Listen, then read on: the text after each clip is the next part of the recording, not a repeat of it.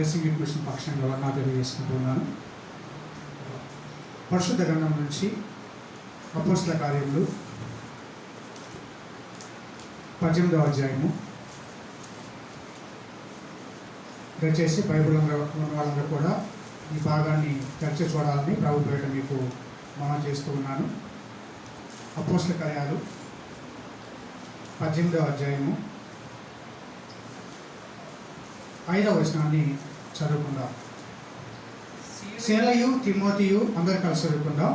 శీలయు తిమోతియు Macedonia నుండి వచ్చినప్పుడు పౌలు వాక్యం బోధించుటయందు ఆతురత గలవాడై యేసే క్రీస్తుని యూదులకు దృఢముగా సాక్ష్యం ఇచ్చుచుండెను. ప్రార్థన చేసుకుందాం. మమ్మల్ని అతిమికిలిగా ప్రేమించిన మా ప్రియ పరలోక తండ్రి, ఈ నామానికి పేరు వందనాలు స్తుతులు చెల్లిస్తున్నాం. మరొకసారి దేవా, ఈ పునరుద్ధరణ దినమున కోరుకొండ దీన సహవాసంలో మేమందరం కలిసి నిన్ను తండ్రి నాయన ఆరాధించినట్లుగా సమకూర్చాను బట్టి స్తోత్రాలు. ఈ సమయంలో నీ వాక్యము తండ్రి మేము ధ్యానించబోతుండగా నీ మాటలు మా తండ్రి హృదయాలను తండ్రి తాకినట్లుగా మా హృదయాలను మండించండి, మా మనోన్నతాలు వెలిగించండి, వాక్య సత్యాలను గ్రహించి వాక్యానుసారంగా నడుచుకునే కృప మాకు అనుగ్రహించి ప్రార్థిస్తూ యేసే పరిశుద్ధ నామమున అడిగి వేడుకొంచున్నాము తండ్రి. ఆమేన్. ఇలా గత వారం కూడా మనం ఈ భాగంలో నుంచి అపోస్తల కార్యాలు 18వ అధ్యాయంలో నుంచే అపోస్తలుడైన పౌలు ఏ విధంగా యేసుక్రీస్తు ఇచ్చిన చిత్తశౌర్య ఆజ్ఞకు శిరస వహించాడు, తన జీవితంలో అది ఏ విధంగా ఆయన పాటించాడు అనే విషయాలను పోల్చి చూసాం.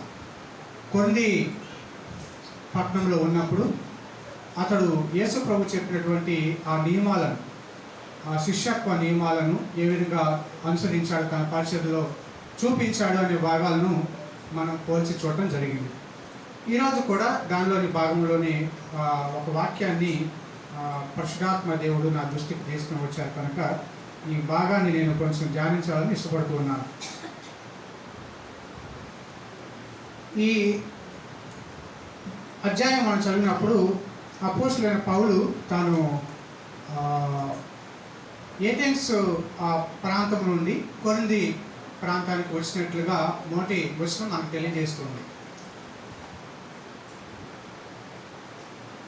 వచ్చిన తర్వాత ఎందుకు ఆ తర్వాత అక్కడ ఆయన ఎవరిని కలిశాడు, ఎవరితో కలిసి కొంతకాలం పరిచయం చేశాడు, ఆ విషయాలు కూడా అక్కడ రాసుకొచ్చాడు.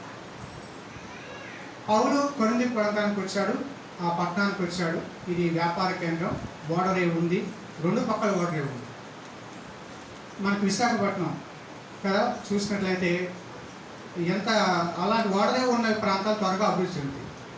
ప్రజలు కూడా నీటి ప్రవాహం నది తీరాల్లో రాజధానులు పెట్టాలనుకుంటారు, ఎందుకంటే అక్కడ పట్టణాలు త్వరగా డెవలప్ అవుతుంది, ఎందుకంటే నీరు సమృద్ధిగా ఉంటుంది. అదేవిధంగా ఆ దినాల్లో ఓడ మార్గం ద్వారా ఎక్కువగా సరుకులు ఒక దేశం నుంచి ఒక దేశానికి వెళ్ళడం కానీ, ఇప్పటికీ కూడా సరుకులని ఆల్మోస్ట్ అట్లాగే వస్తూ ఉంటాయి. ప్రయాణాలు చేయడానికి కూడా ఓడలే వాళ్ళను వారికి ఉపయోగించుకునేవారు, వాహన రవాణా మార్గాలుగా ఉపయోగించుకునేవారు. కాబట్టి నది ఒడ్డున లేకపోతే సముద్ర తీర ప్రాంతాలు త్వరగా అభివృద్ధి చెందుతాయి.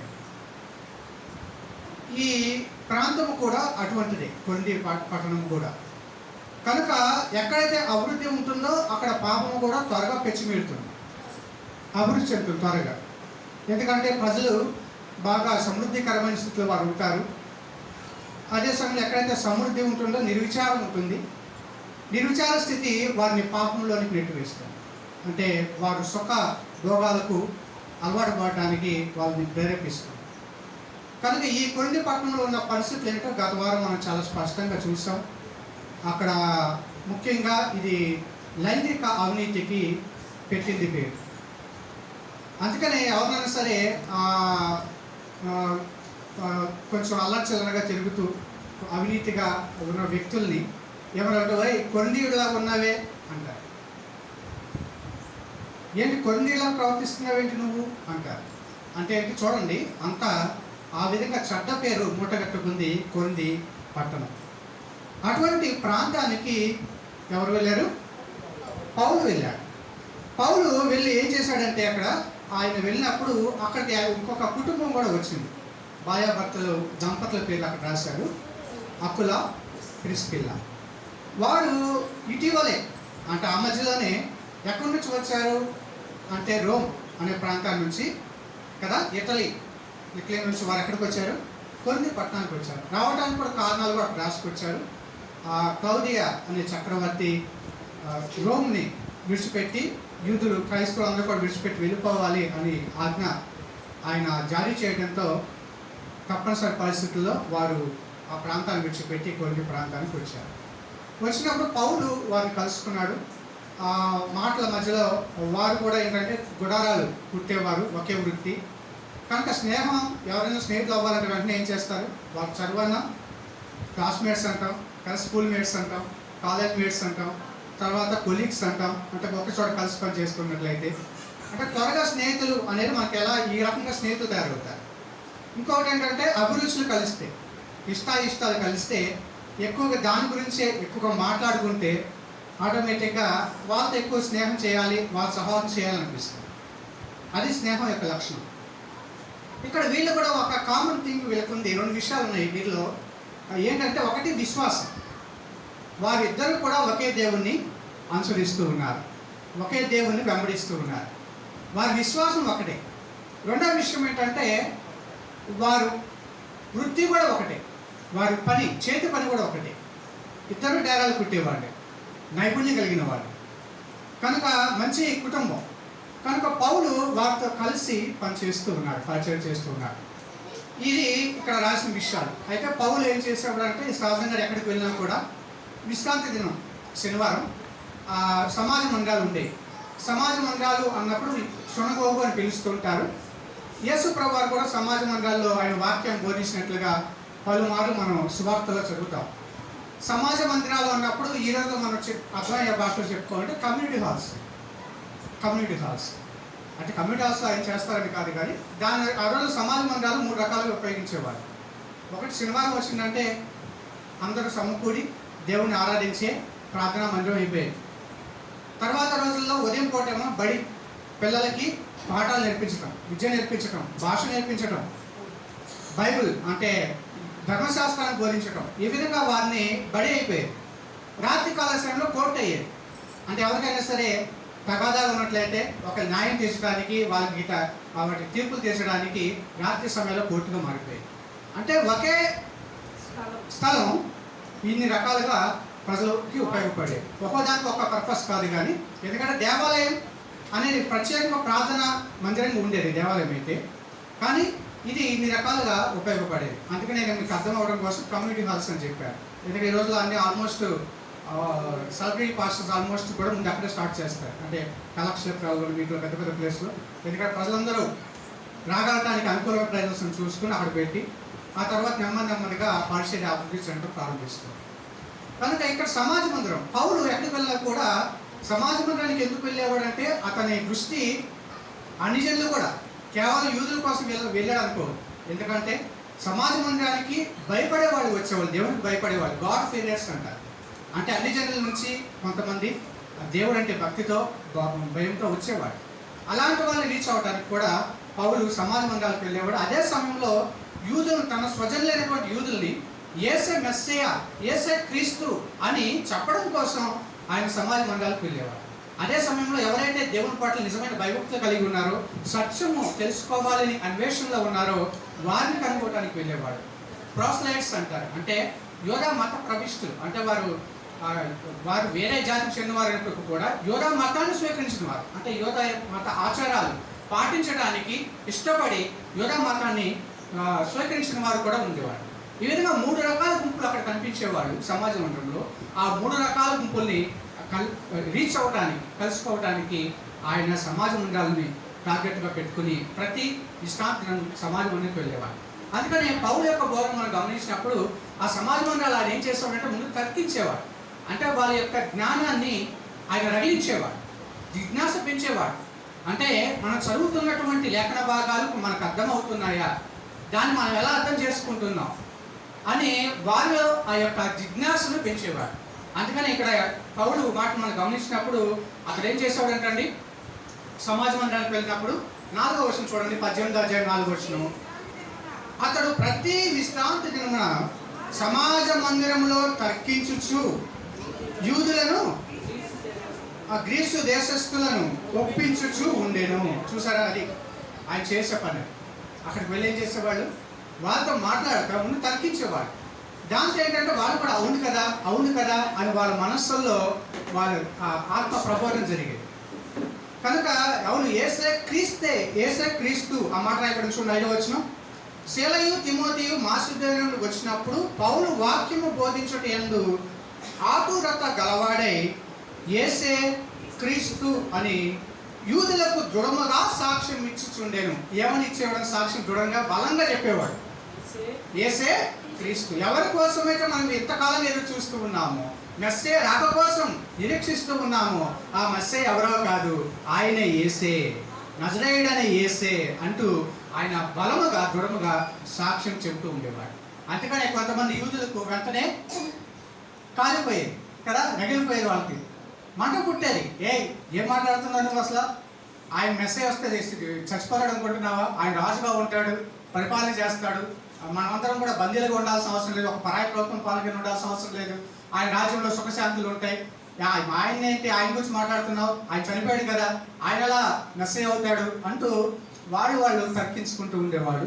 దానికి సమాధానాలను ఆ ధర్మశాస్త్రంలో నుంచి, ప్రవక్తల లేఖనాల్లో నుంచి, ఆ కీర్తన గ్రంథముల్లో నుంచి ఆయన వారికి ఆ వాక్య భాగాలు చూపిస్తూ ఈయనే యేసే క్రీస్తు అని ఆయన ఒప్పిస్తూ ఉండేవాడు. అది ఆయన చేశాడు. ఆయన సాక్షి ముందు తర్కించేవాడు, తర్వాత వివరించేవాడు, ఆ తర్వాత దాన్ని బోధించేవాడు, ఆ తర్వాత ఒప్పించేవాడు. అది ఆయన యొక్క బోధనా శైలి, అపోస్తలుడైన పౌలు యొక్క బోధనా శైలి. కనుక చూడండి, ఇక్కడ 5వ వచనంలో ఆయన పౌలు వాక్యము బోధించుట యందు ఆతురత గలవాడై అన్న మాటను మనం గమనిస్తూ ఉన్నాం. ఏంటండి? వాక్యం బోధించుటలో ఆతురత, వాక్యము బోధించుటలో ఆతురత. ఈ వాక్య భాగాన్ని మన తెలుగులో ఇలా రాయబడింది కాదు, ఇలా రాయబడింది, కానీ దీంట్లో మనకి ఎక్కువ మామూలుగానే అనిపిస్తుంది.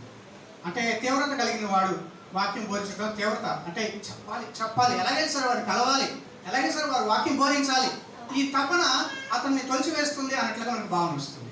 కానీ NIV న్యూ ఇంటర్నేషనల్ వర్షన్ అంటే ఇంగ్లీష్లో ఒక అనువాదం అది, దానిలో ఎలా రాయబడిందంటే Paul devoted himself exclusively to preaching.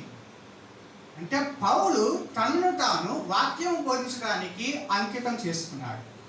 అంటే ఇంక పని చేయడం కాదు, ఆయన ఎప్పుడు వాక్యం బోధించడం. ఈ వాక్య భాగాన్ని చదివినప్పుడు అప్పటి వరకు మనం విన్న విషయాలు పౌలు గురించి మనకేం తెలుసు? పౌలు గురించి చెప్పాలంటే ఆయన ఉద్యోగం చేసుకుంటూ, అంటే డేరాలు కుట్టుకుంటూ పరిచర్య చేసేవాడు అనే విషయమే మనకు చాలా బోధలో మనం విన్నాం. కానీ పౌలు కూడా డేరాలు కుట్టకుండా, పని చేయకుండా పూర్తికాల పరిచర్య కూడా చేశాడు అనే విషయం ఇక్కడ బైబిల్లో రాయబడింది. అది ఎంతకాలం అంటే కొంతకాలం, ఎంతకాలం కొరింథీలో ఉన్నంతకాలం, అక్కడ అంతకాలం ఉన్నాడు ఆయన, 1 సంవత్సరం మీద 6 నెలలు కదా, 18 నెలలు ఉన్నాడు. సంవత్సరంన్నర పాటు కొరింథీ పట్టణంలో ఆయన ఉన్నాడు. ఆయన పని చేయకపోతే మరి ఆయన సహాయం ఎక్కడి నుంచి వచ్చింది? అదే కదా సహజంగా ఆలోచించాల్సింది. పౌలు ఏమంటాడు? నేను ఎవరి మీద ఆధారపడలేదు, నేనే స్వయంగా కష్టపడి, నా చేతులు కష్టపడ్డాయి, నాతో ఉన్న వారి కోసం కూడా నేను కష్టపడ్డాను అనే కదా ఆయన చెప్పింది. చూడండి, ఆ విషయం ఒకసారి ఎఫెసు పెద్దలతో ఆయన మాట్లాడుతున్నప్పుడు ఏమన్నాడు ఒకసారి గమనిద్దామా? 20వ అధ్యాయం అపోస్తలుల కార్యాలు 20వ అధ్యాయం 33వ వచనం. అపోస్తలుల కార్యాలు 20వ అధ్యాయం 33వ వచనం. ఎవరి వెండినైనను బంగారమునైనను వస్త్రములనైనను నేను ఆశింపలేదు, నా అవసరముల నిమిత్తము నాతో ఉన్నవారి నిమిత్తమును ఈ నా చేతులు కష్టపడినవని మీకే తెలియను కదా. నేను కష్టపడి పనిచేస్తాను, ఆ విధంగా పరిచర్య చేస్తాను, ఎవరి దగ్గర కూడా ఏమి ఆశించలేదు అని పౌలు ధైర్యంగా ఆ పెద్దల ముందు, ఎఫెసు సంఘ పెద్దల ముందు ఆయన మాట్లాడటం మనకు గమనిస్తున్నాడు. ఇక్కడ ఫేర్వెల్ స్పీచ్ ఇస్తున్నాడు, వారికి వీడ్కోలు ప్రసంగం చెబుతా ఈ మాటలు ఆయన ఎంత ధైర్యంగా చెప్పాడు, అందరి ముందు చెప్పాడు. ఇది మనకు అనిపిస్తుంది, అంటే పౌలు ఆయన చేతులు కష్టపడి పనిచేశాను నేను అని చెబుతున్నాడు. మరి ఇంకొక దెస్సలోనిక సంఘానికి కూడా మనం చూసినప్పుడు అక్కడ కూడా పౌలు ఇదే మాటలను ఆయన చెబుతూ ఉంటాడు. దెస్సలోనిక సంఘాన్ని మనం చూసినప్పుడు పౌలు దెస్సలోనిక పత్రికలో కూడా ఈ మాటలు రాయటం మనం గమనించవచ్చు. చూద్దాం ఒకసారి దెస్సలోనిక రాసిన మొదటి పత్రిక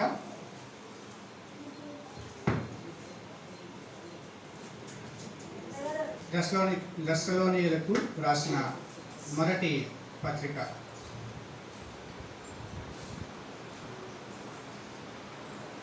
లో ఆయన ఈ మాటలు ఆయన చెబుతూ ఉన్నాడు. నేను ఎవరి మీద ఎవరికి కూడా ఆశించలేదు, నేను రాత్రి పగలు కష్టపడి పనిచేయలేదు. 2వ అధ్యాయము 9వ వచనం.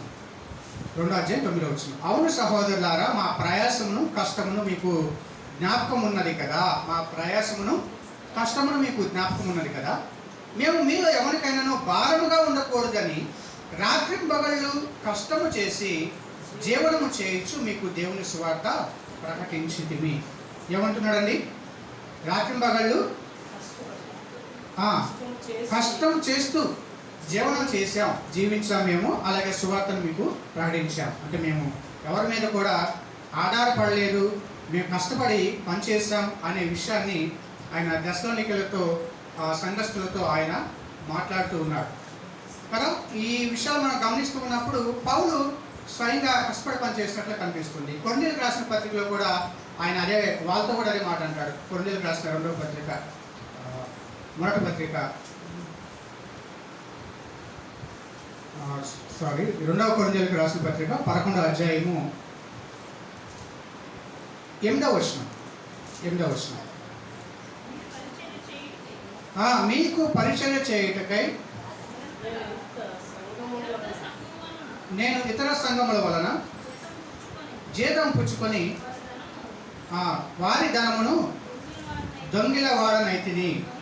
మరియు నేను మీ యొద్ద ఉన్నప్పుడు నాకు అక్కర కలిగి ఉండగా నేను ఎవరి మీదనో భారము మోపలేదు. మాసుగారి నుండి సహోదరులు వచ్చిన అక్కర తీర్చిది. ప్రతి విషయంలో నేను మీకు భారంగా ఉండకుండా జాగ్రత్త పడితిని, ఇక ముందు కూడా జాగ్రత్త పడుదును. కనుక పౌలు యొక్క తన జీవితంలో కొరింథీయుల మీద కూడా ఆయన ఎక్కువ ఆధారపడాల. అంటే స్వయంగా ఆయన అంటాడు, మందను మేపి దాని పాలు తాగని వాడు ఎవడు కదా. పౌలు ఆ మాట అంటాడు, నేను మీకు నేను ఆత్మీయంగా మీకు అన్నీ సమకూర్చాను, కాబట్టి శరీరీతిగా నేను తీసుకోవడానికి నాకు హక్కు లేదా, అయినా కూడా నేను ఆ హక్కును వినియోగించుకోలేదు అంటూ ఈ యొక్క మాటలు ఆయన తన కొరింథీ పత్రికలోనే అంచి ఉంటారు. కనుక గమనించండి, ఈ విధంగా పౌలు యొక్క జీవితం మనం చూసినప్పుడు ఎక్కువ కాలం ఆయన పని చేసుకుంటూనే, డేరాలు కుట్టుకుంటూనే ఆయన పరిచర్య చేయడం కనిపిస్తుంది. కానీ అదే సంపూర్ణ సత్యం కాదు.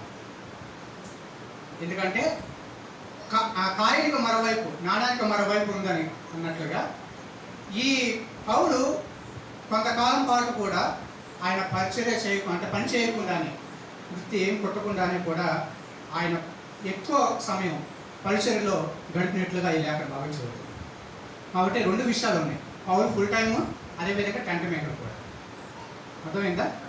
పౌలు కేవలం ఉద్యోగం చేసుకుంటూ సేవ చేశాడు అని స్టాంప్ వేసేయకూడదు.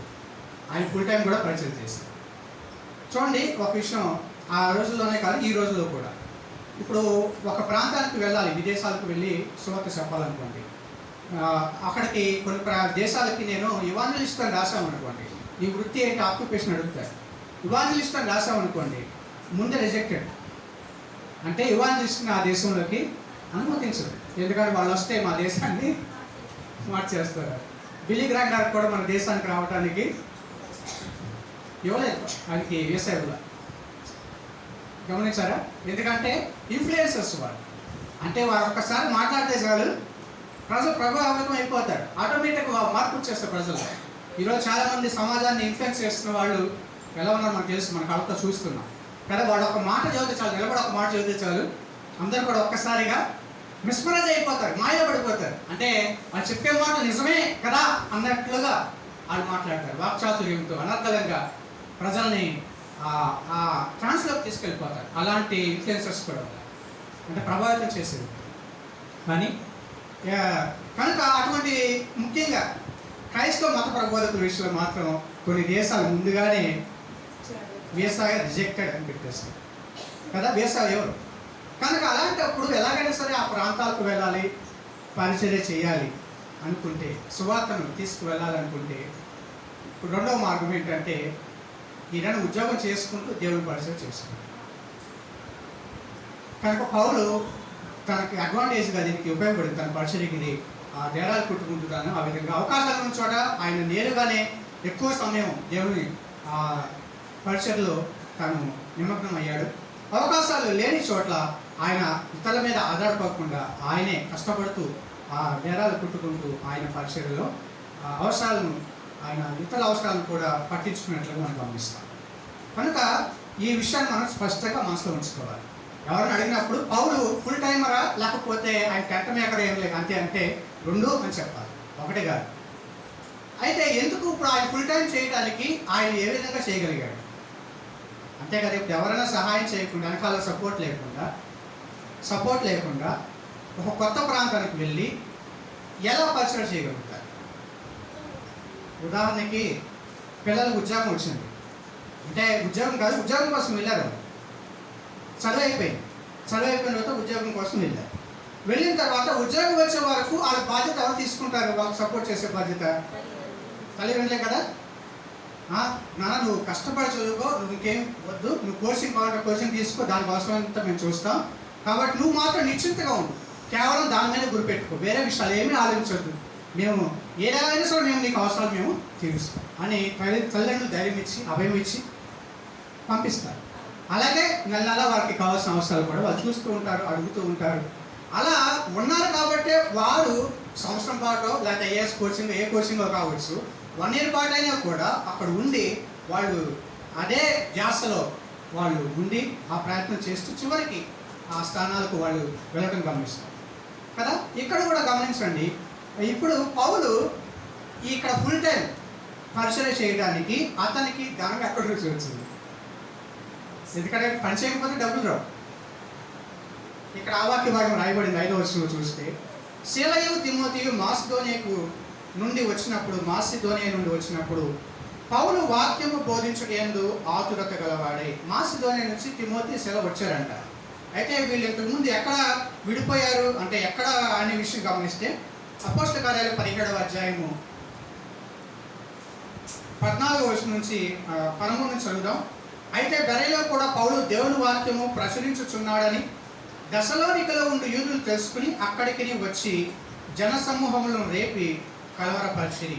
వెంటనే సహోదరులు పౌలును సముద్రం వరకు వెళ్ళమని పంపిరి.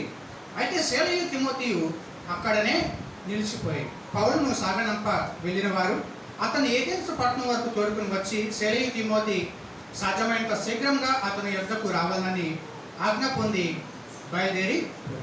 ఇక్కడ బెరయ ఆ ప్రాంతంలో ఒక అద్భుతమైనటువంటి స్పందన కలిగింది కదా. పౌలు శీలలు బోధించే వాక్యము లేఖనానుసారంగా ఉందో లేదో అని వాళ్ళు ఏం చేశారంటే ప్రతిదినము లేఖనాలు పరిశోధించారు. అదే కనుక మనం చూస్తాం 17:11 వచ్చింది. అంటే వీరు దశలోనికలో ఉన్న వారి కంటే గనులై ఉండేది కనుక ఆసక్తితో వాక్యమును అంగీకరించి పౌలును శీలయు చెప్పిన సంగతులు అలాగూ ఉన్నవో లేవో అని వారు ఏం చేశారు? ప్రతిదినము లేఖనములు పరిశోధించు వచ్చి ఇంత చక్కటి రెస్పాన్స్ వచ్చింది, మంచి రెస్పాన్స్ వచ్చింది. కానీ అదే సమయంలో యూదులు వచ్చి కొంతమంది ఏం చేశారు? వాళ్ళు వచ్చి కలవరం పరిచారు. దాంతో అక్కడ పౌలు ఉండలేకపోయాడు. కనుక అల్లరి పెరుగుతుందనే ఉద్దేశంతో వెంటనే సహోదరులు అన్నారు, మీరు ఇక్కడ నుంచి వెళ్ళిపోవడం మంచిదని ఆయన ఏథెన్స్ వరకు తీసుకువెళ్ళి పంపించారు సాగుగా. ఆ సమయంలో ఇక్కడ ఎవరున్నారు? శీల తిమోతి అక్కడ ఉన్నారైతే మీరు త్వరగా వీలైతే త్వరగా మీరు అక్కడికి వచ్చేసేయండి అని ఆయన చెప్పారు. కానీ కొంత టైం పట్టింది. ఈలోగా దశలోనిక ఆ ప్రాంతానికి తిమోతి వెళ్ళడం జరిగింది. ఎందుకంటే దశలోనిక ప్రాంతం గురించి ఆ సంఘం గురించి చింత పౌలుకు ఉంది. వాళ్ళు ఎలా ఉన్నారో విశ్వాసంలో అనే విషయాన్ని తెలుసుకోవడం కోసం తిమోతిని పంపించారు. తిమోతి వచ్చినప్పుడు అతనికి ఎంత సంతోషం కలిగిందో కదా, అదే మాట కనిపిస్తుంది మనకి. దశలోనికలు రాసిన మాట పత్రికలో రాస్తే అప్పుడు తిమోతి గురించి అక్కడ ఆ సంఘటన ఆ మాటలు కనిపిస్తాయి. అక్కడ తిమోతి వారి గురించినటువంటి సమాచారం తీసుకొచ్చారు. వాళ్ళు ప్రేమ గురించి, వారి విశ్వాసాన్ని గురించి, వారి నిరీక్షణ గురించి, ప్రభు పట్ల వారికి ఉన్నటువంటి విశేష ఆసక్తిని గురించి ఆ శుభ సమాచారం తీసుకొచ్చినప్పుడు పౌలు యొక్క ఆత్మ ఎంతో సంతోషించింది. కనుక అంత మాత్రమే కాదు కానీ ఆయన అక్కడ దశలోని నుంచి వస్తూ వాళ్ళు ఏం చేశారంట, కొంత ధనాన్ని కూడా తీసుకొచ్చినట్లుగా రాయబడింది. కనుక పౌలు పరిచర్య ఆయన నిరాటంకం కొనసాగడానికి ఒక సంఘం మాసిదోనియా ప్రాంతంలో మనకు ప్రాముఖ్యంగా 3 సంఘాలు కనిపిస్తాయి. మాసిదోనియా ప్రాంతం ఒకటేగా దెస్సలోనిక, రెండవది ఫిలిప్పి, 3 బెరియా. 3 విషయాలు 3 ఆ మ్యాప్లో మనం చూస్తే మాసిదోనియా అన్న ఆ యొక్క ప్రాంతంలో మనకి ఈ 3 కనిపిస్తాయి, 3 ఏరియాస్ కనిపిస్తాయి. కనుక ఇక్కడ దెస్సలోనికలో ఉన్నవారు పౌలుకి సహాయం చేసినట్లుగా కనిపిస్తుంది కదా. ఎక్కడున్నప్పుడు కొరింథు ప్రాంతంలో అక్కడ ఉన్నారు, కొరింథు పట్టణంలో ఉన్నప్పుడు ఎవరు సపోర్ట్ చేశారు, దెస్సలోనికలో ఉన్నారు. అలాగే పౌలు అంటాడు చూడండి, ఫిలిప్పీయులకు రాసిన పత్రికలో కూడా ఆయన ఒక మాట అంటాడు. కానీ దెస్సలోనికలో ఉన్నప్పుడు మాత్రం పౌలు స్వయంగా ఆయన కష్టపడి పనిచేశాడు. ఆయన వాళ్ళ దగ్గర డబ్బులు తీసుకోవాలి, వాళ్ళు ఇచ్చినా కూడా ఆయన తీసుకోలేదు. ఫిలిప్పీయులకు రాసిన పత్రిక 4వ అధ్యాయం చూడండి, 15వ వచనం. ఫిలిప్పీయులారా, సువార్తను నేను బోధింప ఆరంభించి మాసిదోనియా నుండి వచ్చినప్పుడు ఇచ్చు విషయంలో పుచ్చుకునే విషయంలో మీరు తప్ప మరి ఏ సంఘపు వారు నాతో పాలువారు కాలేరని మీకు తెలియదు. అనగా దెస్సలోనికలో కూడా మీరు మాటి మాటికి నా అవసరము తీర్చుటకు సహాయము చేసితిరి. నేను ఈవిని అపేక్షించి ఇలా చెప్పట్లేదు, కానీ మీ లెక్కకు విస్తార ఫలము రావాలని అపేక్షించి చెప్పుచున్నాను. నాకు సమస్తము సమృద్ధిగా కలిగి ఉన్నవి. మీరు పంపిన వస్తువులు ఎపఫ్రోదితు వలన పుచ్చుకుని ఏమీ తక్కువ లేక ఉన్నాను. అవి మనోహరమైన సువాసనయు దేవునికి ప్రీతికరమును ఇష్టమైన యాగమునై ఉంది. ఇక్కడ ఎవరు సహాయం చేశారండి? ఇక్కడ ఎవరన్నా నేను దెస్సలోనికలో ఉన్నప్పుడు మీరు మాటి మాటికి సహాయం చేస్తారు. గమనిస్తున్నారా? కొత్త ప్రాంతాల్లో పరిచర్య జరిగే ప్రదేశాల్లో అక్కడ విశ్వాసం నుంచి ఏమీ తీసుకోవడానికి ఏమి ఉండదు. ఎందుకంటే మనం వాళ్ళ దగ్గర తీసుకుంటే ఏంటంటే మన దగ్గర తీసుకుంటారు కదా. ఇదే విషయాన్ని యోహాన్ కూడా ఏం చూస్తున్నాడు చూద్దాం ఒకసారి. యోహాన్ తన రాసినటువంటి 3వ పత్రికలో ఆయన రాసుకున్న మాటలు ఒకసారి గమనిద్దాం. యోహాన్ రాసిన 3వ పత్రిక 5వ వచనం నుంచి చదువుతున్నాను. ప్రియుడా, మన వారు పరదేశులైనను సహోదరులుగా ఉన్నవారికి నీవు చేసినదల్లా విశ్వాసకలిగినట్టుగా చేయించున్నావు. వారు నీ ప్రేమను గూర్చి సంఘము ఎదుట సాక్ష్యం ఇచ్చారు. వారు అన్యజనుల వల్ల ఏమీ తీసుకొనక ఆయన నామము నిమిత్తం బయలుదేరి గనుక దేవుడికి తగినట్టుగా నీ వారిని సాగనంపిన యెడల నీకు యుక్తముగా ఉండును. అన్యజనుల వల్ల వారు ఏమీ తీసుకొనక ఏం చేసి పరిచర్య చేస్తారు. కనుక కొత్త ప్రాంతాల్లో వెళ్ళి పరిచయం చేస్తున్న ఆ సేవకులకు వీళ్ళు ఏం చేస్తారు, సంఘం ఏం చేసింది, పౌలు ఎప్పుడైతే ఒక మిషనరీగా ఒక కొత్త ప్రాంతానికి వెళ్ళి పరిచయం చేస్తున్నాడో అక్కడ వారు సపోర్ట్ పంపించడం కూడా జరిగింది. కనుక పౌలు ఆయన సంపూర్ణ సమయ సేవలో కూడా కొనసాగాడు అనే విషయాన్ని మనం ఎప్పుడు కూడా మర్చిపోకూడదు, గమనించండి. అందుకని మిషనరీలు మీరు సంఘం నుంచి మిషనరీలు పంపించండి. దాదాపు 7 మంది పైన కదా మన కోరుకొండ దేవుని సభాసం నుంచి మిషనరీకి వెళ్ళారు. అదే సమయంలో మీరు మిషనరీకి సపోర్ట్ చేశారు. ప్రతి నెల ఒక మిషనరీ స్పాన్సర్ని చేశారు.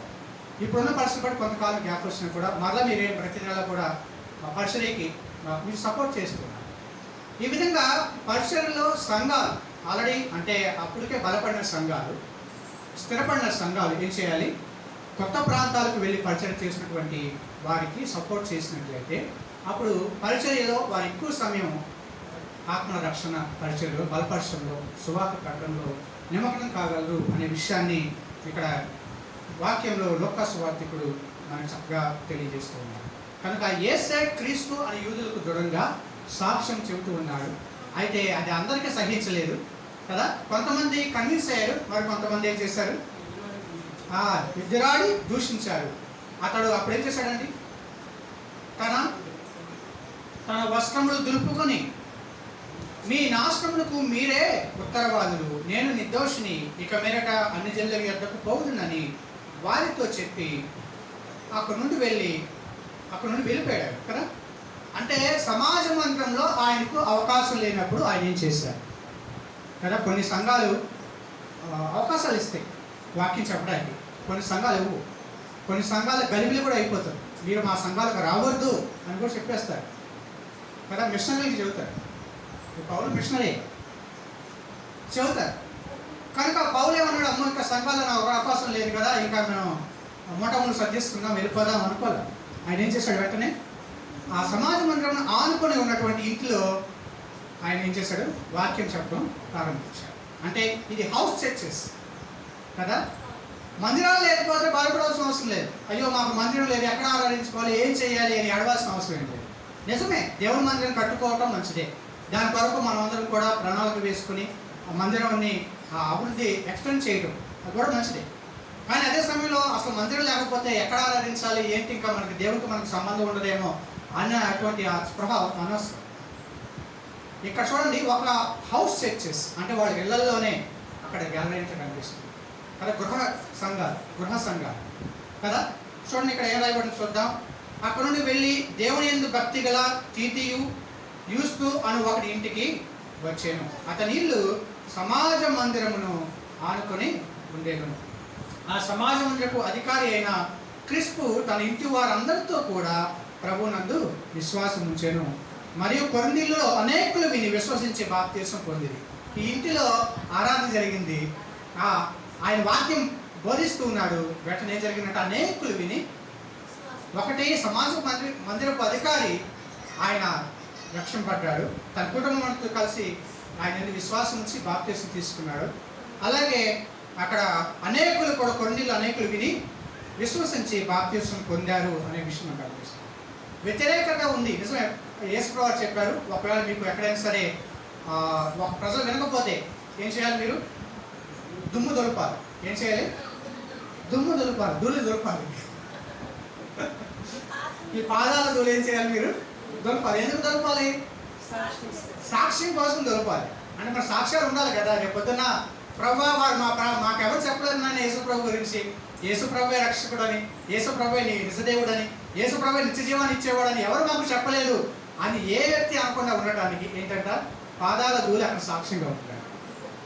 యేసుప్రభు అదేగా చెప్పింది, మీకు ఆ ప్రాంతాలకు వద్దు బాబు, మాకు వద్దు నాయన అని చెప్పిస్తారు అనుకోండి, ఏం చేయాలి, ఎందుకేమో నువ్వు అంటారు కదా. అక్కడ నేను గుడిసి వేసుకుని పాక వేసుకుని చేయడం లేదు కదా. కొన్ని ఒకసారి ఎఫ్ఎంబి పరిచర్య ప్రాంతంలో జరిగిన విషయం, ఫీల్డ్ చాలా కాలం అయింది.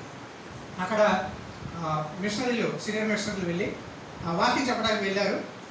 చెప్తాకు వెళ్ళినప్పుడు, సువార్త చెప్పడానికి వెళ్ళినప్పుడు ఆ గ్రామ పెద్ద వాళ్ళు పిలిపించి సోదరులారా, మీరు నా ఆవులను తోలుకెళ్ళిపోండి, మీకు ఎంత కావాలో డబ్బు చెప్పండి నేను ఇస్తాను, కానీ సువార్త మాత్రం యేసు ప్రభు గురించి మాట్లాడటం మాత్రం చెప్పద్దు. అర్థమవుతుందా? కాబట్టి చెప్పొద్దన్నప్పుడు ఏం చేయాలి, అక్కడి నుంచి వెళ్ళిపోయి ఎవరైతే ఆసక్తి కలిగిన వారు ఉంటారో వాళ్ళ మధ్యకు వెళ్ళాలి. పౌలు అదే చేశాడు.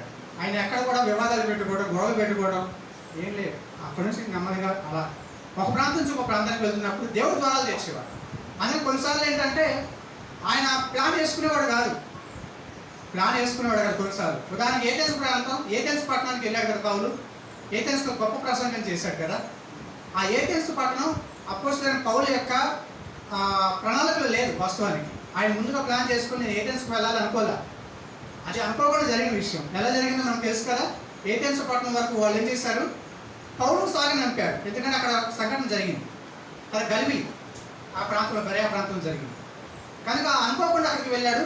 కానీ ఆ పరిస్థితులు చూసినప్పుడు అతని ఆత్మ పరితాపము పట్టలేకపోయి అక్కడ ఏం చేశాడు, అక్కడ వారికి సువార్తను ప్రకటించాడు. కొన్ని మన ప్రణాళికలు ఉండవు, అనుకోకుండా వెళ్తూ ఉంటాం. కొన్నిసార్లు ఏంటంటే ప్రతిసారి దేవుడు నాకు చెబితేనే నేను చేయాలి అనుకోవద్దు.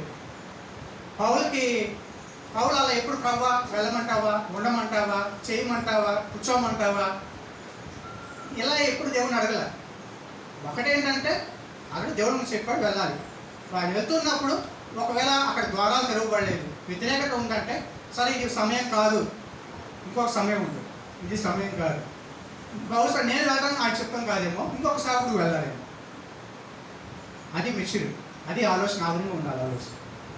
ఆయన అట్లా వెళ్తున్నప్పుడు చూడండి, ఉదాహరణకి మాసిదోనియా ప్రాంతం నుంచి ఒక వ్యక్తి పౌలును పిలుస్తున్నట్లుగా మాకు వచ్చి వాక్యం చెప్పమని పిలుస్తున్నట్లుగా అక్కడ మనకి 16వ అధ్యాయం కనిపిస్తుంది కదా. కనిపిస్తున్నప్పుడు పౌలుకి దర్శనం కలిగింది. ఆ దర్శనం ఏంటో తెలుసుకున్న తర్వాత ఆయన ఏం చేశాడు, ఫిలిప్పీ ప్రాంతానికి, ఆ ప్రాంతానికి వెళ్ళాడు. ఐరోపా ఖండానికి ఆ విధంగా సువార్త దేవుడు ద్వారాలు తెచ్చాడు. తర్వాత ఇక్కడ మనం చూస్తున్నాం, మరలా దేవుడు ఇక్కడ ప్రత్యక్షమయ్యాడు. అంటే పౌలు దర్శనం మందు దేవుడు మాట్లాడుతున్నాడు. ఇప్పుడు పౌలు సందిగ్ధ అవస్థలో ఉన్నాడు. ఎటు వెళ్ళాలి, ఏం చేయాలి? ఒక పక్కనేమో వ్యతిరేకత ఉంది, ఒక పక్కనేమో మంచి అవకాశాలు, ద్వారాలు ఉన్నాయి. అంటే వెళ్తున్నారు, బాప్తిసం పొందుతున్నారు. ఒక పక్కనేమో వద్దు బాబు నువ్వు వెళ్ళిపో ఇక్కడ నుంచి అని కొంతమంది వ్యతిరేకించేవారు ఉన్నారు. అసలు ఏం చేయాలి ఇటువంటి పరిస్థితిలో అని పౌలు ఆలోచన పడ్డప్పుడు దేవుడు దర్శనం దేవుతున్నాడు. నువ్వు ఆ మాటలు చదువుదాం ఒకసారి. నీవు భయపడక రాత్రి వేళ దర్శనం మందు 9వ వచనం, 18వ అధ్యాయం 9వ వచనం. రాత్రి వేళ దర్శనం మందు ప్రభువు నీవు భయపడక మాట్లాడము, మౌనంగా. అంటే ఇప్పుడు పౌలు డెసిషన్ తీసుకునే స్థితిలో ఉన్నాడు. అంటే ఒక పక్క వ్యతిరేకత ఉంది, మరొక పక్క సానుకూలత కూడా ఉంది. అంటే వాక్యాన్ని స్పందించేవాడు ఉన్నారు, బాప్తిసం పొందుతున్నారు. ఇంకో పక్క వ్యతిరేకత ఉంది. ఏం చేయాలి? ఇది ఒక పట్టణం చూసుకునేమో భయంకరమైన పట్టణం కదా, ఇటువంటి పట్టణంలో ఉన్నాం. ఏం చేయాలి అనే పరిస్థితిలో దేవుడు నువ్వేం చేయి, ఊరకుండక మాట్లాడు అని చెప్పాడు కదా. భయపడక మాట్లాడు, నువ్వు భయపడక మాట్లాడు, మౌనంగా ఉండవద్దు. ఈ పట్టణం ముందు నాకు అనేక మంది జనులు ఉన్నారు కనుక నువ్వు భయపడవద్దు, ధైర్యంగా ఉండు, నేను నీకు తోడుగా ఉన్నాను అని దేవుడు వాగ్దానం చేస్తాను. కనుక గమనించండి, అపోస్తలుడైన పౌలు అలా ముందుకు వెళ్ళిపోతూ ఉండేవాడు. అంతే వెళ్తున్నప్పుడు అది దేవుడి చిత్తం, నాకు ప్రభా నీ చిత్తం తెలియజేసేవారు, నేను ఇక్కడే కూర్చుంటాను ప్రభా అంటే దేవుడు అన్నాడు తన చిత్తాన్ని తెలియజేయండి. ఆగి ఉన్న వెహికల్ని స్టీరింగ్ ని తిప్పండి, కష్టపడి అంత తిప్పండి, అంత తిప్పండి, తిరుగుద్దండి, తిప్పండి, బాగా తిప్పండి, ఎంత మీ బలవంతం ఉపయోగించి తిప్పండి, తిరుగుద్దా? అదే బండి వెళ్తున్నప్పుడు మీరు ఇట్లా అంటే చాలు, ఆ స్పీడ్ ఇంకా వేగంగా ఉంటే నెంబర్ ఎలా అంటే చాలు, వెంటనే ఏమవుతుంది, తిరిగిపోతుంది, ఇటుకుంటాడు. మనం ముందుకు వెళ్తూ ఉన్నప్పుడు, పని చేస్తూ ఉన్నప్పుడు, అందుకని యేసు ప్రభువు కూడా తన శిష్యుని పిలిచినప్పుడు ఎవరిని పిలిచాడు? బద్దకస్తుని పిలిచాడు, ఏం చేయకుండా కూర్చున్నామని పిలిచాడు, పని చేస్తున్న వాళ్ళని పిలిచాడు.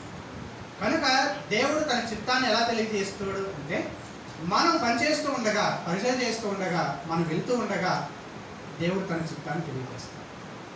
పౌలు ఇదే చెబుతున్నాడు, తన జీవితం నుంచి మనం నేర్పిస్తున్నాడు. అంటే దేవుని చిత్తం తెలియజేసి మార్గం చెప్తున్నాడు. కనుక ఏదో ఒకటి చేస్తూనే ఉండాలి, ఏదో ఒకటి చేస్తూ ఉండాలి. ఏదో ఒక రోజు మనం దానిలో నైపుణ్యం సాధిస్తాం. కానీ పరిస్థితులు బాగోలేదు, మనకు వ్యతిరేకంగా ఉన్నాయి అనుకున్నప్పుడు వదిలేద్దామా అన్నటువంటి సందిగ్ధ పరిస్థితుల్లో దేవుడు మనకి ఉండు అంటే ఉండాల్సింది. ఎంతకాలం ఉన్నాడు ఆయన? ఎంతకాలం ఉన్నాడండి? ఆ కింద వచనాల్లో రాయబడింది చూడండి ఒకసారి. 11వ వచనం, అతడు వారి మధ్య దేవుని వాక్యం బోధించుచు 1 సంవత్సరం మీద 6 నెలలు అక్కడ నివసించాడు. 1 సంవత్సరం మీద 6 నెలలు అక్కడ ఆయన నివసించాడు. ఇదే కదా అక్కడ చూడండి. ఈయన ఈ కాలంలో ఆయన కొన్ని పత్రికలు కూడా రాశారు. కొండి ప్రాంతంలో ఉంటా ఆయన పత్రికలు రాశారు. దశలోనికలకు 2 పత్రికలు రాశాడు. దశలోనిక సంఘానికి 2 పత్రికలు ఎక్కడి నుంచి రాశాడు ఆయన?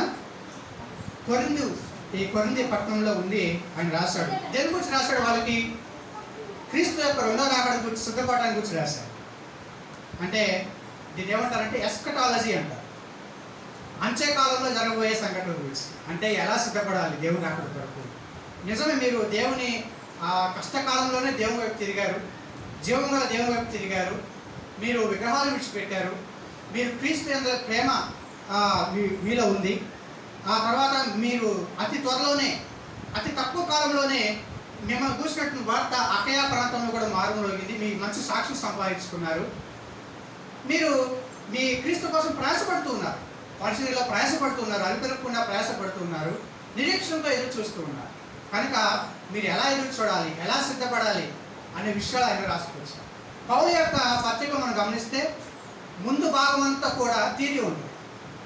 అంటే ఏం చేయాలి, ఎలా చేయాలి, ఇది థియరీ. తర్వాత అంతా కూడా ప్రాక్టికల్, ఆచరణాత్మక సూచనలు ఉంటాయి. అంటే మన అనుదిన జీవితంలో మనం దాన్ని, ఆ యొక్క వాక్య భాగాలను ఎలా అన్వయించుకుని ఎలా నడుచుకోవాలి, ఆ విషయాలు కనిపిస్తాయి. కనుక ఆయన దశలోనికలకు 2 పత్రికలు ఇక్కడ ఉండే రాశాడు. ఆ తర్వాత ఆయన గలతీ పత్రిక కూడా ఇక్కడ నుంచి రాశాడు. కొన్ని పట్టణంలో ఉండే గలతీ పత్రిక. రోమా పత్రిక కూడా కొరింథీ ప్రాంతంలో ఉండే రాశారు. ఈ రోమా పత్రిక, గలతీ పత్రిక దేని గురించి మాట్లాడుతున్నాయి? రక్షణ గురించి మాట్లాడుతున్నాయి. రక్షణ గురించి. గలతీ పత్రికలో కూడా చూస్తే వాళ్ళు క్రియల ద్వారా విశ్వాసం అనే ఒక యూదుల గుంపు వచ్చి, మీరు యేసుప్రభుని తెలుసుకున్నారు, కానీ సున్నతి కూడా పొందండి, యూదుల యొక్క ఆచారాలు కూడా పాటించండి అని వాళ్ళు చెప్పడం ప్రారంభించారు. అందుకని ఆయన రాశాడు, క్రియల వల్ల విశ్వాసం, క్రియల ద్వారా రక్షణ కాదు కానీ విశ్వాసం వలన మాత్రమే రక్షణ. నీతిమంతుడు విశ్వాసం వల్లనే జీవిస్తాడు. రక్షణ గురించి ఆయన మాట్లాడాడు. అంటే మీ రక్షణ మీరు కోల్పోకుండా, తప్పిపోకుండా జాగ్రత్తగా ఉండండి సుమా అంటూ వారిని హెచ్చరించాడు. అలాగే రోమీయులకు రాసిన పత్రిక మనం చదివినప్పుడు దేవుడు మనల్ని ఎలా నీతిమంతులుగా చేస్తాడు, విశ్వాసం ద్వారా మనల్ని నీతిమంతులుగా తీర్చబడుతుంది అంటూ ఆయన ఈ రెండు కూడా రక్షణ గురించి మాట్లాడుతున్నారు. అంటే సొటీరియాలజీ గురించి మాట్లాడుతున్నారు. అంటే పరిభాషలో చెప్పాలంటే, థియాలజికల్ దీన్ని చెప్పాలంటే దీన్ని సొటీరియాలజీ అంటారు. కనుక క్రీస్తు శిలువ మరణాన్ని గురించి, రక్షణ గురించి మాట్లాడారు కదా. కొరింథీ పత్రికలో మనం చూసినప్పుడు అంటాడు, క్రీస్తు శిలువ గురించి అది వ్యర్థం కాకున్నట్లుగా అన్నమాట ఉపయోగిస్తాడు కదా. క్రీస్తు శిలువ వ్యర్థం కాకుండా, కనుక ఆయన కొరింథీ పత్రికలో కూడా అవే రాసుకొచ్చాడు. రక్షణ శాస్త్రాన్ని మనం చూస్తాం. కనుక ఈ విధంగా పౌలు ఆ 1.5 సంవత్సరాల్లో అద్భుతమైన పత్రికలు ఆ కొరింథీ ప్రాంతం నుండి రాశాడు కదా. దశలోనికీయులకు 2 పత్రికలు రాశాడు, తర్వాత గలతీయులకు రాశాడు, అలాగే రోమీయులకు రాసిన పత్రిక కూడా ఆయన గురించి రాశాడు. కాబట్టి మన దేవుని చిత్తం బట్టే ఉండాలి. ఏదైనా చేసినప్పుడు దేవుని ఇష్టం బట్టి మనం ఉంటే అది ఆశీర్వాదకరంగా ఉంటుంది, మన చుట్టుపక్కల వాళ్ళకు కూడా దేవుని కరంగా ఉంటుంది. కనుక పౌలు ఈరోజు మనకు నేర్పిస్తున్న విషయం ఇదే. కనుక పరిచయంలో కొన్నిసార్లు మనం స్వయం కష్టపడి పనిచేస్తూ ఏదైనా, అందుకనే బైబిల్ కాలేజీలో కూడా 2 నేర్పిస్తారు. అంటే వాళ్ళు ప్రొఫెషనల్గా ఏదైనా వృత్తి చేసుకుంటూ కూడా కొన్నిసార్లు, అంటే మీకు అక్కడ వెళ్ళినప్పుడు కొత్త ప్రాంతాల్లో మీకు పరిచయం చేయడానికి సహకారులు ఉండకపోవచ్చు, కాబట్టి మీరే స్వయం వృత్తి చేసుకుంటూ ఆ విధంగా మీరు కూడా నెమ్మదిగా మనుషులతో పరిచయాలు ఏర్పాటు చేసుకోవాలంటే అప్పుడు ఆ విధంగా మనుషులతో పరిచయాలు ఏర్పడుతుంది. ఆ విధంగా దేవుని ప్రేమను ప్రకటించడానికి అదొక మార్గం. అదే పూర్తికాల జీవితం కాదు, కానీ కొంతకాలం పాటు అది ఆసరాగా చేసుకుని తర్వాత ఫుల్ టైంలోనికి వాళ్ళు వస్తారు. ఎందుకంటే సంఘం చిన్నగా ఉన్నప్పుడు ఉద్యోగం చేసుకోవడానికి టైం ఉంటుంది, కానీ సంఘం పెరుగుతున్నప్పుడు, విశ్వాస సంఖ్య పెరుగుతూ ఉన్నప్పుడు, విస్తరిస్తూ ఉన్నప్పుడు సంఘ కాపరికి భారం కూడా పెరుగుతుంది. ఎందుకంటే సంఘ విశ్వాసాలతో సమయం ఎక్కువ గడపాలి. వారి సమస్యల గురించి ఆటలు సలహాలు ఇవ్వడం కావచ్చు, వాళ్ళ యొక్క బాధల్లో వారితో పాటు ఉండడం కావచ్చు, ఇవన్నీ కూడా ఎక్కువ సమయం కేటాయించాల్సి వస్తుంది. అలాంటప్పుడు సంఘం ఏం చేయాలి? సంఘము ఆ సేవకుని యొక్క అవసరాలు తీర్చాలి, ఆ బాధ్యతను. కానీ పౌలు కొరింథీ విషయంలో మాత్రం వాళ్ళు మినహాయించేశారు. మీరు దగ్గర ఆయన తీసుకోవడానికి ఇష్టపడలేదు. వేరే సంఘాల నుంచి మాత్రం సహకారం వచ్చినప్పుడు వద్దు అని ఆయన చెప్పలేదు. మీరు పంపించారు, ధన్యవాదాలు, థ్యాంక్ యూ అంటూ ఆయన ప్రభు మిమ్మల్ని నిండాలుగా ఆశీర్వదిస్తాడు, మీ ప్రతి అవసరాన్ని కూడా ఆయన మహిమైశ్వర్యంలో క్రీస్తు నందు తీరుస్తాడు అంటూ వాళ్ళకి ఆయన అభయాన్ని ఇచ్చాడు. కనుక మన జీవితాల్లో మనం సంఘ సేవకులను జ్ఞాపకం చేసుకోవాలి, అలాగే మిషనరీలను జ్ఞాపకం చేసుకోవాలి, వారి కోసం ప్రార్థన చేయాలి, అదే సహకారాన్ని మనం ఇస్తూ ఉండాలి. ఈ విధంగా ప్రభు యొక్క సువార్త పరిచయంలో పాలుభాగంలో మనం కలవాలి. ఎందుకంటే ఇక్కడ మనకి అద్భుతమైన జంట కనిపిస్తుంది. చూడముచ్చటైన జంట అకులా ప్రిస్కిల్లా. వారికి ఉన్నటువంటి గొప్ప సుగుణం ఏంటంటే ఆతిథ్యం ఇచ్చే గుణం కదా. ఆతిథ్యం ఇచ్చే గుణం కొత్త వారికి కూడా చూడండి. అప్పల్లో వచ్చాడు ఈ అధ్యాయులు. ఎఫెసు వారు ఇక్కడ కొరింథీ పట్టణం విడిచి ఎఫెసు ప్రాంతానికి వెళ్ళారు. ఎఫెసు ప్రాంతానికి వెళ్ళినప్పుడు కూడా వీళ్ళు కూడా పౌలుతో పాటు ఆ ప్రాంతానికి వెళ్ళారు. అక్కడికి వెళ్ళినప్పుడు ఎఫెసులో జరిగిన విషయం ఏంటంటే, అపోల్లో అనే విద్వాంసుడు, లేఖనాల్లో ప్రవీణుడు, ఆయన కేవలం బాప్తిస్మ ఇచ్చే యోహాను బోధ మాత్రం ఆయనకు తెలుసు. అంటే ధర్మశాస్త్రం గురించి మాత్రం తెలుసు, కానీ యేసుక్రీస్తు గురించి పూర్తిగా ఆయనకి తెలియదు. కానీ ఆ మార్గాన్ని వాళ్ళు అద్భుతంగా విశ్రపరిచారు. అంటే దంపతులుగా చెప్పాలంటే బైబిల్లో 5 సార్లు పేరు గురించి రాయబడ్డారు. ఎవరి గురించి? అకులా ప్రిస్కిల్లా. కానీ 4 సార్లు మాత్రం ప్రిస్కిల్లా అకులానే ఉంది. అంటే ఇంకా చెప్పాలంటే ఆమెకి దేవుడు మంచి తలాంతి ఇచ్చినట్టున్నారు. ఆమె ఆతిథ్యం ఇవ్వడంతో పాటు సన్మార్గాన్ని బోధించడం, ఇది దేవుని మార్గం ఇది అని చక్కగా చెప్పే తలాంతి ఇచ్చినట్టున్నారు. అయితే ఆమె ఒంటరిగా ఇప్పుడు యూత్తో కౌన్సిలింగ్ చేయలేదు, కానీ తన భర్తతో పాటు ఉండి ఆమె ఆయనకు దేవుని మార్గాన్ని గురించి విశదపరిచింది అనమాట. కానీ కౌన్సిలింగ్లో కూడా ఇది చాలా ప్రాముఖ్యమైన విషయం. అంటే భార్య భర్తలు ఇద్దరు ఉండి వెళ్ళి కౌన్సిలింగ్ ఇస్తే ప్రాబ్లం లేదు, కానీ ఒకడే వెళ్ళి ఇవ్వడం మాత్రం అనేది అది అంత సమంజసం కాదు. అంటే స్త్రీలకి ఇవ్వచ్చు కౌన్సిలింగ్, పురుషులకి ఇవ్వచ్చు. కానీ ఒక స్త్రీ పురుషుడికి కానీ లేకపోతే ఒక పురుషుడు ఒక స్త్రీకి కానీ కౌన్సిలింగ్ ఇచ్చే సమయంలో తన జీవిత భాగస్వామి కావచ్చు, లేకపోతే మరొక పెద్ద ఎవరైనా సంఘ పెద్ద కానీ వారితో పాటు ఉండటం వారికి శ్రేయస్కరమని సమాజం చూసే వరకు కూడా అది బాగుంది. కనుక శోధనను మనం ఏం చేయాలి, ముందుగానే పసిగట్టి దాన్ని ఆ శోధనను తప్పించుకోవాలి. కనుక యేసుప్రభువు అని చెప్పారు, మీరు శోధనలో పడుకున్నట్లుగానే ముందుగా జాగ్రత్త పడండి. కనుక దేవుని వాక్యాన్ని చదువుతారు, మీరు పాముల వలె వివేకంగా పౌరం వలె నిష్కపటంగా రెండు ఉండాలి కదా. పరిశుద్ధంగా ఉండడంతో పాటు వివేకంగా కూడా ఉండాలి. కాబట్టి ఈ విషయాన్ని మనం దృష్టిలో పెట్టుకుందాం. పౌలు ఏ విధంగా అయితే తన పరిచర్లో ముందుకు కొనసాగాడు, అలాగే మనం కూడా మన ఆత్మీయ యాత్రలో మన యొక్క దేవుడు ఇచ్చిన లక్ష్యాల్లో మనం ముందుకు కొనసాగుతూ ఆతిథ్యం ఇచ్చేటువంటి ఆ గుణాన్ని సుగుణాన్ని పెంపొందించుకుందాం. తద్వారా అనేక మందిని ప్రభు ప్రేమను మనం క్రియాపూర్వకంగా చూపిస్తూ దేవుని యొక్క ఆ సుగుణాలని మనం వ్యక్తపరుచుదాం. దేవుడు అటువంటి కృపను మనందరికీ దయచేయండి గాక. ఆమేన్. ప్రార్థన చేసుకుందాం. ప్రభువా, నీ లేఖన భాగాలు బట్టి స్తోత్రాలు నాయన. అంతా చక్కగా జరుగుతూ ఉన్నప్పుడు, సవ్యంగా ఉన్నప్పుడు ఇది దేవుని చిత్తం అని మేము అనుకుంటాం. కొన్నిసార్లు వ్యతిరేకత వస్తే ఇది దేవుని చిత్తం కాదేమో అని అనుకుంటూ ఉంటాం. కానీ ఏది ఏమైనా కూడా ప్రభువా, మీరు మమ్మల్ని నడిపించే దేవుడు, మాకు మార్గాన్ని చూపించే దేవుడు, మేము ఏమి చేయాలో ఆ విషయాలను బయలుపరిచే దేవుడు. నాయన మా మనసులో ఆలోచన పుట్టకముందే, మాట మా నాలుకకు రాకముందే, తలము పుట్టకముందే తండ్రి నాయన అవి నీకు తెలుసు దేవానికి స్తోత్రాలు నాయన. ఇవో మాలో నిర్ణయాలు తీసుకోవడంలో మేము బలహీనం ప్రభువా. అయితే తండ్రి, మీరు పరిశుద్ధాత్మ ద్వారా మాకు చక్కని ఆలోచన నడిపింపు ఇచ్చే దేవుడు ఉన్నావు, సర్వసత్యంలో నడిపించే దేవుడు ఉన్నందుకు నీకు స్తోత్రాలు చెల్లిస్తున్నాం తండ్రి. ఈ సమయంలో ఆయన ఎవరైతే తండ్రి సందిగ్ధ పరిస్థితిలో ఉన్నారు, క్రాస్ రోడ్స్లో ఉన్నారు, నిర్ణయాలు తీసుకోలేని పరిస్థితిలో ఉన్నారు, వారందరి కోసం మేము ప్రార్థన చేస్తున్నాం. ఎటు వెళ్ళాలో ఏమి చేయాలో పాలుపడి పరిస్థితుల్లో వారందరికీ మీ జ్ఞానం ఇచ్చిన ఆయన ఇదిగో మీరు వారికి ఆ మార్గాన్ని చూపించండి, బయలుపరచండి, చక్కనైన మార్గంలో నడిపించే దేవుడు నేను నీకు స్తోత్రాలు చెల్లిస్తున్నాం తండ్రి. అలాగే ప్రభా, ప్రతి ఒక్కరు నాయన ప్రేమించే ఆ ప్రేమ సుగుణాన్ని పెంపొందింపు చేయండి ప్రభా. ఆతిథ్యం ఇచ్చే ఆ గుణాన్ని పెంపొందింపు చేయండి నాయన. తద్వారా లోకస్తులు తండ్రి నువ్వు ఎంత ప్రేమ విలువైన దేవుడు తెలుసుకోవడానికి నాయన ఈ లేఖనాలు తండ్రి మేము ఒక సజీవ పత్రికలో మమ్మల్ని సేవ ప్రార్థన చేస్తున్నాం. మీరు ఒకరినొకరు ప్రేమించుకున్నట్లయితే నా శిష్యులు అని లోకం తెలుసుకుంటుందని మీరు సెలవిచ్చారు ప్రభావానికి స్తోత్రాలు నాయన. నీకు వందనాలు తండ్రి. మా పరిచర్లో కూడా నాయన మీరు ఇంకనూ ప్రభావ నీ కొరకు సాక్షులుగా మీరు మమ్మల్ని వాడుకోవడం ప్రార్థన చేస్తున్నాం తండ్రి. నీ కొరకు నాయన మేము ఫలించేవారుగా, అనేక మందిని తండ్రి నీ వైపు తిప్పేవారుగా మమ్మల్ని ఆ బిడ్డను ఫలకర్తలుగా చేయడం ప్రార్థిస్తున్నాను తండ్రి. నీకు వందనాలు నాయన. మీరు మాకు తోడుగా ఉంటారని వాగ్దానం చేశారు తండ్రి. ఎవడు నీకు ఏ హాని చేయడు అని కూడా చెప్పారు దేవా. నీ యొక్క మాటలు బట్టి, వాగ్దానాలు బట్టి మేము వందనాలు చెల్లిస్తున్నాం తండ్రి. స్తోత్రాలు నాయన. మీరు మమ్మల్ని నడిపించండి, సర్వసత్యంలో నడిపించి అనేక మంది జీవనకాల గురించి ప్రార్థన చేస్తూ మహిమ పొందమని నాయన. ఎంత ఎదిగినప్పటికీ ప్రభు ఒదిగి ఉండే ఆ మనస్తత్వం మరో దయచేయమని.